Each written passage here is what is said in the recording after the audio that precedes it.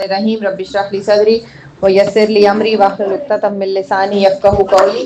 پارہ نمبر 24.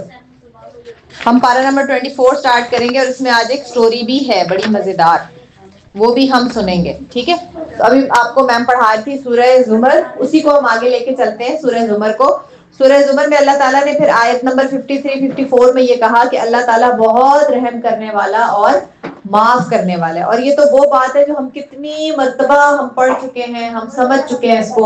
اور اللہ تعالیٰ خود کہہ رہے ہیں کہ میں بہت زیادہ رحم کرنے والا ہوں اور میں بہت زیادہ معاف کرنے والا ہوں. تو انسان کبھی بھی یہ نہ سوچے کہ اگر مجھ سے غلطی ہو گئی ہے تو اب اللہ تعالیٰ مجھے معاف نہیں کرے گا. یا جی پارہ 24 ہے, کر رہی ہیں میم, لکھ رہی ہیں. ٹھیک ہے نا, تو کبھی بھی انسان یہ نہ سوچے کہ مجھ سے اگر غلطی ہو گئی ہے تو اب تو اللہ تعالیٰ مجھے معاف نہیں کریں گے, اب تو معافی مانگنے کا کوئی فائدہ ہی نہیں ہے, اب تو بس سب کچھ تباہ ہو گیا, میں برا انسان ہوں. کیونکہ ہوتا اصل میں اس طرح ہے کہ جب ہم سے کوئی غلطی ہو جاتی ہے نا تو پھر شیطان نمبر 1 تو پہلے ہم سے غلطی کرواتا ہے.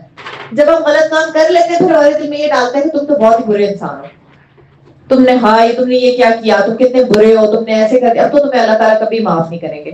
اور پھر انسان مایوس ہو جاتا ہے. مایوس کس بات سے ہو جاتا ہے؟ نا امید ہو جاتا ہے. وہ سوچتا ہے کہ اب اللہ مجھے معاف نہیں کرے گا. حالانکہ اس کو یہ نہیں پتا کہ اللہ تعالیٰ قرآن میں بار بار یہ کہتے ہیں کہ میں تو بہت زیادہ معاف کرنے والا ہوں, اور مجھے تو اس بندے کے اوپر بہت محبت اور بہت پیار آتا ہے جو مجھ سے معافی مانگتا ہے. Ibrahim, you are not paying attention بیٹا, آپ خود بھی ڈسٹرب ہو رہے ہیں اور دوسروں کو بھی کر رہے ہیں پلیز. تو وہ انسان یہ سوچتا ہے کہ اب اللہ تعالیٰ مجھے کبھی معاف نہیں کریں گے, تو اب میں کیا کروں, معافی مانگنے کا بھی کوئی فائدہ نہیں ہے, میری توبہ بھی قبول نہیں ہوگی. اللہ کہتا ہے کہ صرف ایک سجدہ کرنا ہے بالکل دل کے ساتھ کہ اللہ تعالیٰ مجھے معاف کر دے. اور 3 سٹیپس کیا ہیں, کون بتائے گا؟ ابراہیم بتائیں گے آج. توبہ کے 3 سٹیپس کون کون سے بیٹا؟ سب سے پہلے اور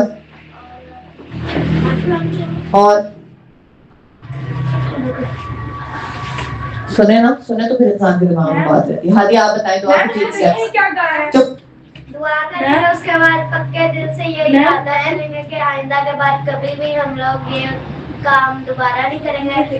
اس کے بعد پھر ہم لوگ شرمندہ, سب سے پہلے ہم شرمندہ گلٹی فیل کریں گے جو ہم ہر گناہ کے بعد کرتے ہیں. اس کے بعد ہم اللہ سے بات کریں گے, اللہ تعالیٰ سے سوری بولیں گے, اللہ سے معافی مانگیں گے.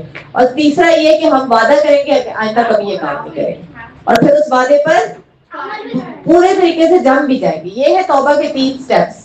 ٹھیک ہے نا, تو انہی کے اوپر رہیں. اللہ کی رحمت سے کبھی مایوس نہ ہو. جی بیٹے, رحمت سے کبھی بھی مایوس نہ ہو, اور کبھی بھی شیطان کی چال میں نہ آئیں کہ اللہ تمہیں نہیں بخشے گا. ٹھیک ہے. اس کے بعد اللہ تعالیٰ کہتے ہیں کہ قیامت والے دن 2 طرح کے گروپس ہوں گے. جنتیوں کے بھی بہت سارے گروپس ہوں گے اور جہنمیوں کے بھی بہت سارے گروپس ہوں گے. لوگ جنت میں, اور ابھی اللہ تعالیٰ آپ کو نا امیجن کروا رہے ہیں ایک سین. آپ امیجن کریں کہ بہت سارے گروہ ہیں. ہاتھے اوپر آ جائیں بیٹا, ادھر اوپر آ جائیں, ادھر اوپر آ جائیں. میں نے کہا ہے اچھا آپ ادھر آ جائیں, ادھر آ جائیں. شاباش, اوپر سے چیئر پہ, شاباش, بہت اچھے بچے. اچھا جی, آپ امیجن کریں کہ گروپس میں لوگ جنت میں بھی جا رہے ہیں اور جہنم میں بھی جا رہے ہیں. ٹھیک ہے نا, اور ہر طرف افرا تفری ہے, بھاگ رہے ہیں لوگ, چیخ رہے ہیں. کچھ لوگ جہنم سے ڈر کے رو رہے ہیں, کچھ لوگ اس بات پہ خوش ہیں کہ ہمیں اللہ تعالیٰ نے جنت میں بھیجنے کا فیصلہ کر دیا. فیصلہ ہو چکا ہے, کون جنت میں جائے گا, کون جہنم میں جائے گا. اور ہر طرف انسان ہی انسان ہے. اور کافروں کے جو گروپس ہیں اب وہ جہنم کی طرف لے جائے جا رہے ہیں. جب وہ اور انہیں کس طرح لے کے جایا جا رہا ہے؟ ڈانٹ کے, ڈنڈے سے مار کے, ہانک کے, زبردستی کھینچ کے, کیونکہ جہنم میں تو کوئی بھی نہیں جانا چاہتا. جی نہیں, ابھی نہیں, ابھی کیلوں پہ لٹا کے نہیں, بس انہیں کوڑے مار مار کے ان کو لے جایا جا رہا ہے. اور جب وہ جہنم کے قریب پہنچ جاتے ہیں تو پھر اللہ تعالیٰ کہتے ہیں کہ دروازہ کھولا جائے گا جہنم کا ان کے لیے, اور ان کو جہنم میں پھینک دیا جائے گا. اور ہر جو گروپ ہے جہنمیوں کا وہ اپنے اپنے لیڈر کے پیچھے چلے گا. جیسے فرعون کتنا بڑا کافر تھا نا, تو اس کو ماننے والے لوگ اس کے پیچھے پیچھے جہنم میں جائیں گے. اسی طرح جو قارون تھا وہ بھی کافر تھا, بڑا کافر تھا, اس کے لوگ اس کے پیچھے پیچھے, نمرود کے پیچھے اس کی قوم. تو ہر بڑے لیڈر کی قوم اس کے پیچھے پیچھے جہنم میں جائے گی. تو آپ کس کے پیچھے چل رہے ہیں, آپ کس کی بات سن رہے ہیں, ہاں یہ ثابت کرتا ہے کہ آپ آخرت میں آپ اسی کے ساتھ ہوں گے دنیا میں جس کی بات مانی اور جس کا سنا. اسی طرح سے جو جنت والے لوگ ہوں گے, اور دوزخ کے کتنے دروازے ہیں؟ 7. ان 7 دروازوں سے دوزخ کے لوگ جو ہے گروپس میں دوزخ میں پھینکے جائیں گے. اور پھر جو جنت والے لوگ ہوں گے وہ بھی گروپس میں جائیں گے, وہ بھی اپنے اپنے لیڈرز کے پیچھے جائیں گے. آدم علیہ السلام کی قوم ان کے پیچھے, نوح علیہ السلام کی قوم کے مسلمان ان کے پیچھے, ابراہیم علیہ السلام کی قوم کے مسلمان ان کے پیچھے, اسی طرح عیسیٰ علیہ السلام کی قوم کے مسلمان, موسیٰ علیہ السلام کی قوم, اور آخر میں آپ صلی اللہ علیہ وسلم کی قوم کے امتی مسلمان. انشاءاللہ اللہ تعالی ہمیں بھی ان کے اندر ہی رکھے, ہم بھی ان کے پیچھے پیچھے انشاءاللہ جنت میں جائیں گے. جی ہم نے جس سے پڑھا تھا کہ حضرت موسیٰ علیہ السلام نے دعا کی تھی کہ وہ آپ صلی اللہ علیہ وسلم کی امت میں سے آئیں. ہاں وہ بالکل آئیں گے شاید. وہ اللہ تعالیٰ کو پتا نا کہ کچھ بچے ایسے ہوتے ہیں نا جن کو 2 پرائزز ملتے ہیں ڈسٹریبیوشن سیریمنی میں, ان کو بہت سارے کپس ملتے ہیں مختلف پوزیشنز کے لیے, گڈ ڈیبیٹر کے لیے بھی, سب سے ریگولر بچے کے لیے بھی, کلاس میں پوزیشن. اسی طرح ہو سکتا ہے عیسیٰ علیہ السلام کو 2 رولز پلے کرنے پڑے, امتی کا بھی اور اپنی امت کے نبی کا بھی. تو وہ جو ہے کیونکہ رول تو ان کے 2 تھے جو انہوں نے اپنی زندگی میں پلے کیے نا, تو اس لیے. اور پھر جو جنت والے لوگ ہوں گے جب وہ جنت کے قریب لے کے جائے جائیں گے تو پہلے سے جنت کے دروازے کھلے ہوئے ہوں گے. آپ نے نوٹس کیا اصل میں جیل میں کبھی آپ نے کسی ڈرامے میں کسی ویڈیو میں کبھی دیکھا جب انسان کو جیل میں لے کے جایا جا رہا ہوتا ہے قیدی کو, تو اسے دھکے مار مار کے لے کے جاتے ہیں نا, اور جب قیدی جیل کے قریب پہنچتا ہے تب جیل کا دروازہ کھولا جاتا ہے اور دروازہ کھول کے اس کو بس دھکا اندر دے دیا جاتا ہے اور پھر زور سے دروازہ بند کر دیا جاتا ہے. لیکن جو جنت والے لوگ ہوں اسی طرح جب دوزخ کے لوگ دوزخ کے قریب تھے تو دروازہ اس وقت کھولا گیا جب وہ قریب پہنچ گئے. لیکن جنت کے لوگ جب جنت کے قریب پہنچیں گے تو پہلے سے دروازے کھلے ہوئے ہوں گے کیونکہ جنت ان کو ویلکم کر رہی ہوگی اور فرشتے ان پر سلام بھیج رہے ہوں گے. اور ان کو سلامی کرنے کا مطلب یہ ہوتا ہے, کبھی آپ نے دیکھا وہ جو گارڈ آف آنر پیش کیا جاتا ہے وزیر اعظم کو, جب وہ کسی اور ملک کا وزیر اعظم ہماری کنٹری میں آتا ہے تو سارے آرمی آفیسر ایسے کھڑے ہوتے ہیں, اس کو سلوٹ کرتے ہیں, تو وہ ہوتا ہے سلامی دینا. تو جنت والوں کو سلامی دی جائے گی, فرشتے انہیں سلامی دیں گے, انہیں گارڈ آف آنر پیش کیا جائے گا, اس کے بعد وہ جنت میں داخل ہوں گے پوری عزت کے ساتھ. اور جنت کے کتنے دروازے ہیں؟ 8 دروازے. جنت کے 8 دروازے اور دوزخ کے 7 دروازے. 8 ہے بیٹا, 7 دوزخ کے ہیں, 8 دروازے جنت کے, ٹھیک ہے نا. اور پھر کیا ہوگا کہ جنت والے لوگ اندر جا کے کیا کہیں گے؟ وہ کہیں گے الحمدللہ, یہ اللہ تعالیٰ کا کرم ہے کہ اس نے ہمیں جنت میں بھیجا. خود سے تو کوئی بھی نہیں جا سکتا نا جنت میں. میں نے آپ کو بتایا لوگ بڑے بڑے نیکیاں لے کے آئیں گے اور اللہ تعالیٰ کہیں گے کہ نہیں تم نے یہ نیکیاں لوگوں کو دکھانے کے لیے کی تھی, اس لیے میں قبول ہی نہیں کرتا. تو جنت میں ہر انسان اللہ کی فضل سے جائے گا. جی بیٹے وہ فرشتے دیکھیں گے کیسے جو ہم سلوک کریں گے؟ جنت میں تو پھر سب کچھ دیکھے گا نا. جنت تو بالکل ڈفرینٹ ہے. جنت میں بہتری, جنت کے بھی 7 لیولز ہیں, 1 2 3 4 5 6 7. سب سے پہلی جو جنت ہے جنت الفردوس اس کا نام ہے, جو سب سے بہترین جنت ہے. وہاں پر کون ہوں گے؟ انبیاء. اس کے بعد وہ جو اللہ کے نام کے لیے شہید ہو گئے, جنہوں نے اپنی جانیں دی اللہ کی خاطر لڑتے ہوئے جہاد میں. پھر اس کے بعد کون ہے؟ صدیقین, جو سچے لوگ تھے, جو سچ کا ساتھ دینے والے. یہ سب جائیں گے, لیکن یہ لیولز ہیں نا, جنت کے لیولز ہیں. تو اس کے بعد صدیقین جو ہیں وہ جائیں گے تیسری جنت میں, وہ جائیں گے. اسی طرح پھر وہ صدیقین وہ لوگ تھے جو سچے لوگ تھے, جنہوں نے ہمیشہ سچ کا ساتھ دیا, جنہوں نے کبھی بھی جھوٹ نہیں بولا, جنہوں نے کبھی کسی کے ساتھ ناانصافی یا زیادتی نہیں کی. پھر اسی طرح اس کے بعد نیک لوگوں میں عالم ہیں, قرآن سے محبت کرنے والے, روزہ رکھنے والے, صدقہ دینے والے, زکوٰۃ کرنے والے, لوگوں کی مدد کرنے والے. تو یہ تمام لوگ اپنی اپنی جنت میں جائیں گے. سب سے بہترین اور خوبصورت جنت جو ہے وہ جنت الفردوس ہے, جو سب سے ایلیٹ کلاس کی جنت ہے. تو دعا مانگا کرے جب بھی تو جنت الفردوس کے لیے مانگا کرے کہ اللہ تعالیٰ, کیونکہ اللہ کے یہاں تو کچھ مشکل نہیں ہے نا, اللہ چاہے تو ہم سب کو جنت الفردوس میں داخل کر دے. اور وہاں پر بہترین صاف ستھرا ماحول ہوگا جنت میں, خوبصورت ہوگی, ہر فیسلٹی ہوگی, جو کچھ دنیا میں انسان نے مانگا اس کو نہیں ملا وہ بھی اسے جنت میں ملے گا. اور بہت ہی خوبصورتی کے ساتھ اور بہت محبت کے ساتھ, آنر کے ساتھ آپ کو ایز گیسٹ رکھا جائے گا. آپ کے آگے پیچھے ملازمین ہوں گے, آپ جس چیز کی خواہش کریں گے فوراً سے پہلے آپ کے پاس حاضر ہو جائے گی. وہاں کوئی بیماری نہیں ہوگی, وہاں کوئی گندگی نہیں ہوگی, وہاں کوئی آپس میں لڑائی جھگڑا نہیں کرے گا, کوئی ایک دوسرے کو کیونکہ لوگوں کے دلوں سے نا یہ بری چیزیں ختم ہو جائیں گی. نہیں تو اللہ سوچے گا ہی نہیں کوئی نا, جنتی لوگوں کے اندر سے ہر نیگیٹو چیز ختم ہو جائے گی. نہ کبھی کوئی غصہ کرے گا, ٹھیک ہے نا, نہ وہاں واش روم جانا پڑے گا, 100 میں 100 آپ کے منہ میں تھوک بھی نہیں آئے گا کیونکہ اس میں بھی جرمز ہوتے ہیں نا. اللہ تعالیٰ ہر گندی چیز کو ختم کر دیں گے آپ سے. جنت والے لوگ کھانا کھائیں گے, ان کو ایک ڈکار آئے گا اور بس ختم, کھانا ہضم, آپ کو واش روم جانے کی بھی ضرورت نہیں پڑے گی. جنت کا پانی ایسا پانی ہے کہ جو ایک مرتبہ اس کو پی لے گا اسے دوبارہ کبھی بھی پیاس نہیں لگے گی. وہاں کے گھر وہاں کے جو گھر ہیں وہ اینٹوں کے نہیں بنے ہوئے ہوں گے, سونے چاندی اور موتیوں کے بنے ہوئے ہوں گے. جو کچھ آپ خواہش کریں گے اللہ تعالیٰ فوراً آپ کے سامنے موجود کریں گے. جی میں نے ایک ویڈیو پہ دیکھا تھا, وہاں پہ کہتے ہیں کہ جنت میں کوئی سو بھی نہیں پائے گا. نیند بھی نہیں آئے گی نا لوگوں کو, سو کیوں نہیں پائے گا؟ میم لڑکوں پہ سونا تو حرام ہے میم. کس پہ؟ یہ کس نے کہا؟ سونا گولڈ نہیں, وہ نیند والے سونے کی بات کریے, ٹھیک ہے نا. تو ہو سکتا ہے وہاں پہ اللہ تعالیٰ حلال کر دیں. یہ تو دنیا میں حال مرد کو سونا نہیں پہننا چاہیے, سلکی کپڑا اور سونا, ان دو چیزوں سے حرام کی اس میں آتا ہے, سختی سمجھنا چاہیے. کیا پہنیں گے؟ سلک ہے؟ نہیں سلک نہیں ہے بیٹا, سلک وہ بہت زیادہ ریشمی ہوتا ہے کپڑا, سلک اور طرح کا کپڑا ہوتا ہے. اچھا خیر, تو اس کے لیے پھر آپ اتنی پیاری جنت کے لیے جہاں پر اتنی ساری فیسلٹیز ہیں, ہمیں کیا کرنا پڑے گا؟ محنت, ٹائم ویسٹ نہیں کرنا, کام کرنا ہے. کیا کام کرنا ہے؟ نیکیاں.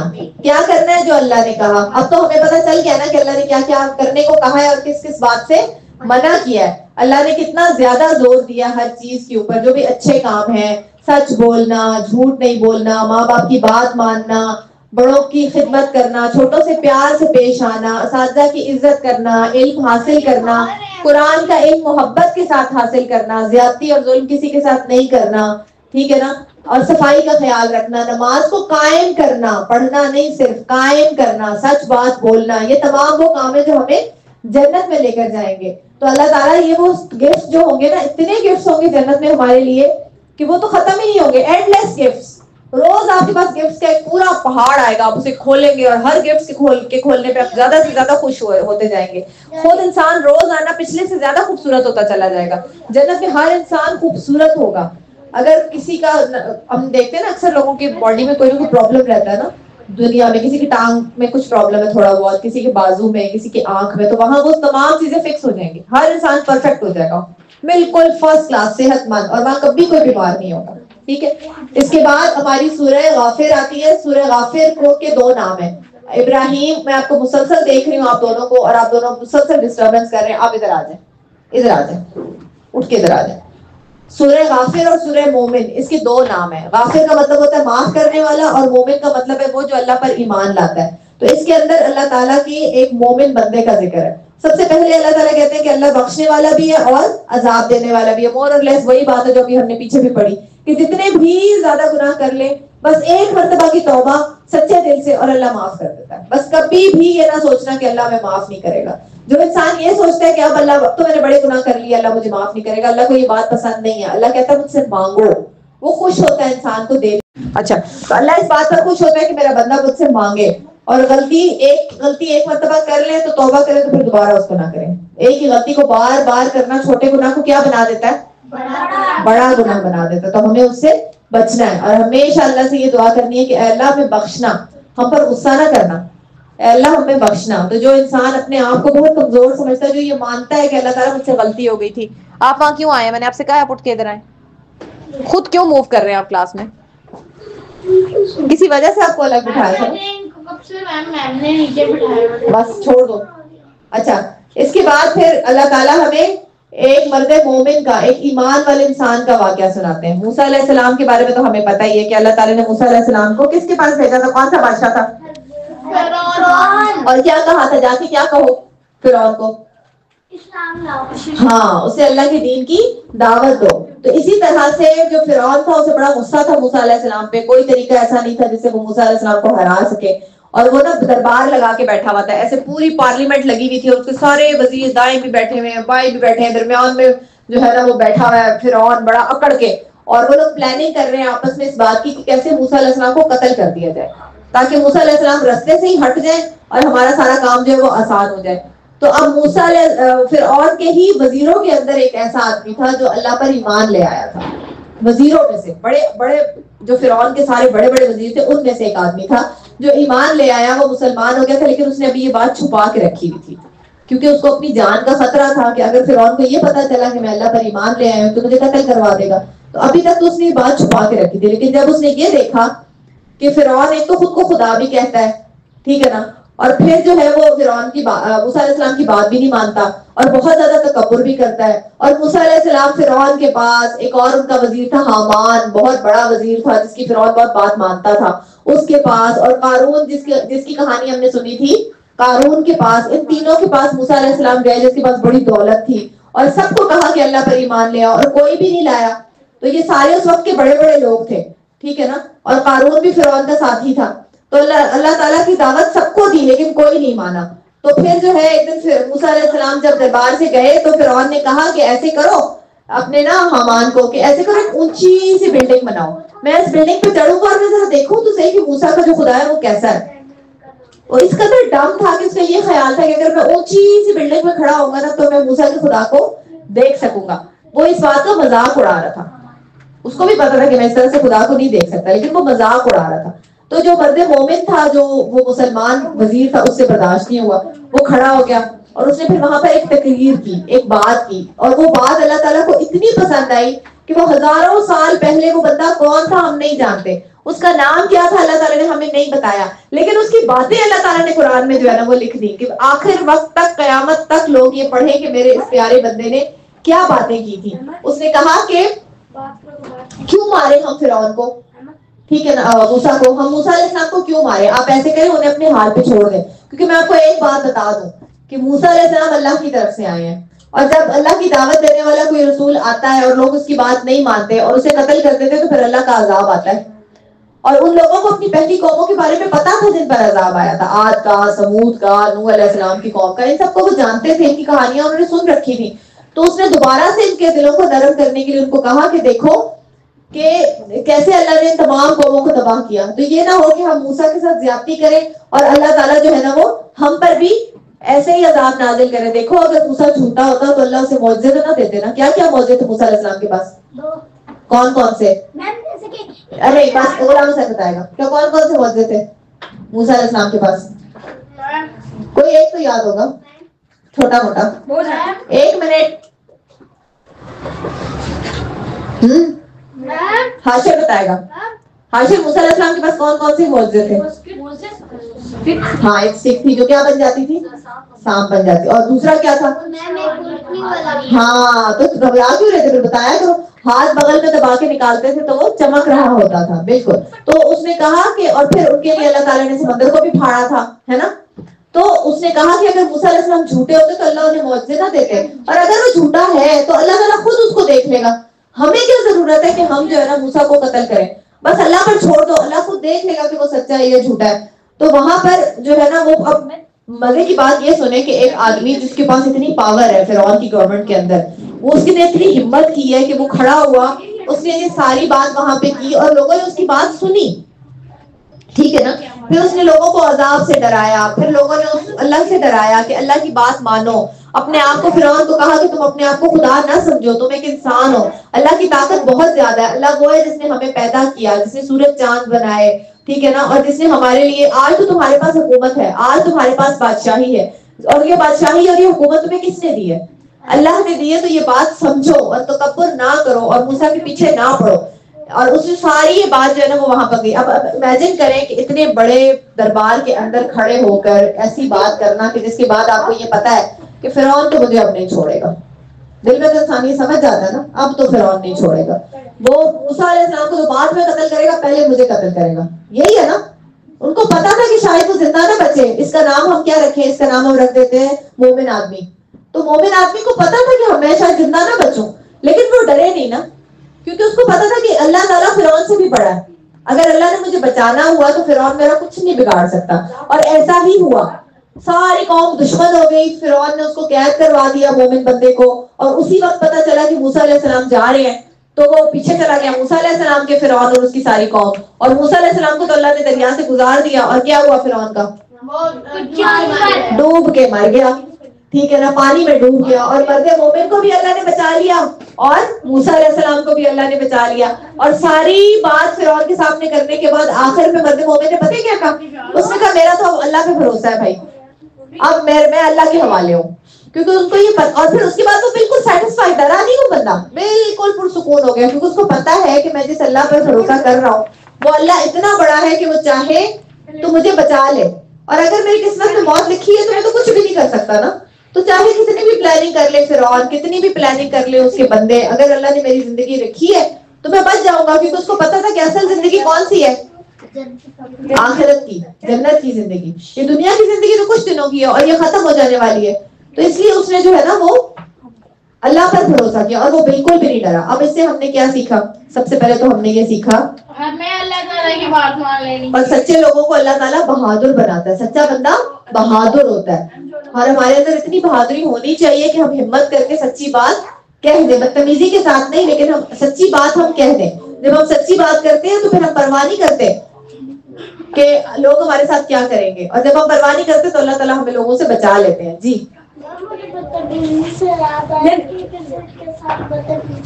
ابھی بہت اچھی بات یاد آئی آپ کو, کسی کے ساتھ بھی بدتمیزی نہیں کرنی چاہیے, ٹھیک ہے نا. تو وہ جو انسان سچا ہوتا ہے اور جو انسان بہادر ہوتا ہے وہ اپنے سامنے برائی ہوتی ہے دیکھے تو وہ نہیں چپ رہ سکتا. ہم نے دیکھا تھا نا کہ موسیٰ علیہ السلام نے کتنا ٹوکا تھا خضر علیہ السلام کو کہ آپ نے اس لڑکے کو کیوں قتل کیا. انہیں تو نہیں پتا تھا کہ اللہ کا حکم ہے, تو وہ بار بار پوچھتے تھے کہ یہ غلط کام ہے آپ کیوں کر رہے ہیں, یا آپ یہ ایسے کیوں کر رہے ہیں. تو جو انسان سچا اور بہادر ہوتا ہے وہ غلط کام ہوتا ہے وہ نہیں دیکھ سکتا, وہ روکنے کی کوشش کرتا ہے, وہ سمجھانے کی کوشش کرتا ہے, وہ یاد دلانے کی کوشش کرتا ہے کہ اللہ تعالیٰ دیکھ رہے ہیں اور اللہ تعالیٰ سزا دے سکتے ہیں.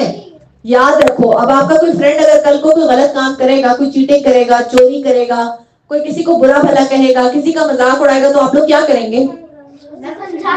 کیسے سمجھائیں گے؟ کیا سمجھائیں گے؟ ہاں یہ سمجھائیں گے کہ اللہ پر بھروسہ کرتے ہیں اور اللہ کو یاد کرو. وہ بھول جاتا ہے نا, شیطان ہمیں بھلا دیتا ہے اللہ تعالیٰ کے بارے میں, اس لیے ہم گناہ کرتے ہیں. تو ہمیں منع کرنا ہے, ہمیں بالکل بھی. اور پھر جب ہم کی بات کریں تو پھر آخر میں کیا کرنا ہے؟ سچ بولنے کے بعد اللہ پر بھروسہ کرنا ہے اور پرسکون ہو جانا ہے. اللہ تعالیٰ سب کچھ کر سکتے ہیں, صرف اللہ تعالیٰ ہی کو پکارنا ہے. جب موسیٰ علیہ السلام کو یہ پتا چلا کہ ان کے قتل کی پلاننگ ہو رہی ہے تو انہوں نے یہ دعا مانگی تھی, اور یہ بہت ہی اچھی دعا ہے. سب بچے ابھی میم لکھیں گے, آپ لوگ بھی اس کو لکھ لیجیے گا. اللہم انا نجعلک فی نحورہم ونعوذ بک من شرورہم. جب آپ کو کسی سے دشمنی کا ڈر ہو, کسی سے برائی کا ڈر ہو کہ وہ میرے ساتھ برا کرے گا, کوئی مجھے نقصان پہنچائے گا, یا کوئی میرے ساتھ جو ہے نا وہ مجھے کچھ ہرٹ کرے گا, تو آپ کو ہمیشہ جو ہے وہ یہ دعا مانگنی ہے. یہ بہت ہی بہترین دعا ہے, یہ موسیٰ علیہ السلام کی دعا. ہم نے کتنی ساری دعائیں موسیٰ علیہ السلام کی دیکھ لی نا.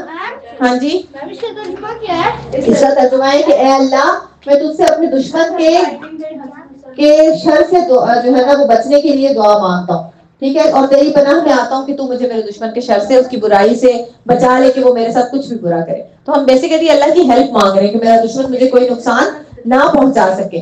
تو ہم نے آج یہ سیکھا کہ اچھا مسلمان وہ ہوتا ہے جو دوسرے کے لیے بھی اچھا سوچتا ہے. مرد مومن یہ چاہتا تھا کہ جیسے میں نے اللہ پر ایمان رکھا ہے باقی لوگ بھی اللہ پر ایمان لے آئے اور آخرت سنوار لے اپنی, اور اس طرح سے آخرت میں جو ہے نا وہ گروہ ادھر گروہ جہنم میں نہ جائیں, ایسے مارتے ہوئے ان کو آگ میں نہ ڈالا جائے. اس لیے اس نے تمام لوگوں کے سامنے ایک مرتبہ اللہ تعالیٰ کی دعوت جو ہے نا وہ پیش کی, لیکن لوگوں نے اس کی بات نہیں مانی اور سب کے سب اس کے دشمن ہو گئے. اس کے بعد اللہ تعالیٰ کہتے ہیں کہ صرف مجھے ہی پکارو. جی مرد مومن تھا جس کے بارے میں نے بتایا نا, جس نے اسپیچ کی فرعون کے دربار میں, جو موسیٰ علیہ السلام پر ایمان لے آیا تھا اور اس نے بتایا بھی نہیں تھا کہ میں مسلمان ہوں, لیکن جب اسے پتا چلا کہ موسیٰ علیہ السلام کو مارنے کی پلاننگ ہو رہی ہے تو اس نے بتا دیا کہ میں مسلمان ہوں, اور اس نے لوگوں کو ڈرایا کہ اللہ سے ڈرو اور ایسا نہ کرو.